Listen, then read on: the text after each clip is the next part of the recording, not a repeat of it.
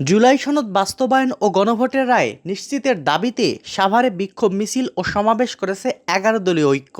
শনিবার বাদ আসর সাভার মডেল মসজিদের সামনে আয়োজিত সমাবেশে বক্তব্য দেন বাংলাদেশ জামায়াতে ইসলামীর কেন্দ্রীয় মজলিসের শুরা সদস্য ও ঢাকা জেলা আমির মাওলানা মোহাম্মদ দিলওয়ার হোসাইন। এ সময় তিনি বিএনপির মহাসচিব মির্জা ফখরুল ইসলাম আলমগীরকে উদ্দেশ্য করে বিতর্কিত মন্তব্য করেন। তিনি দাবি করেন 1971 সালের বিষয়ে জামাতকে ক্ষমা চাইতে বলার আগে নিজের পরিবারের ইতিহাস দেখা উচিত।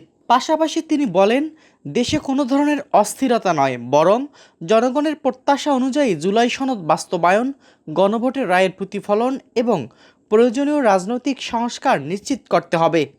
এই বিএনপির মহাসচিব মির্জা ফখরুল ইসলাম আলমগীর জামাত ইসলামীকে ক্ষমা চাইতে বলছেন।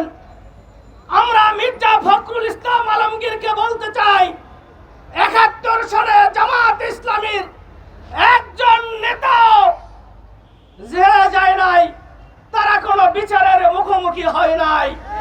কিন্তু আপনার বাবা 71 সালে রাজাকার ছিলেন, তিনি বিচারের মুখোমুখি হয়েছেন, জেল খেটেছেন। আমরা বলতে চাই, এরপরে জামাত ইসলামীকে এই কথা আপনি বলবেন না।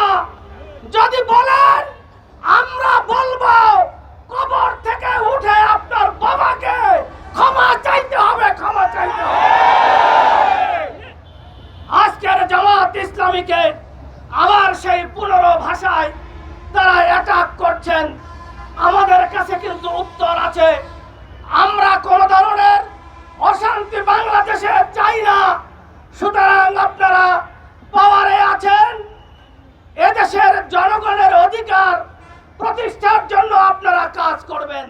সমাবেশে আরও বক্তব্য দেন ঢাকা জেলা জামাতের বিভিন্ন পর্যায়ের নেতারা।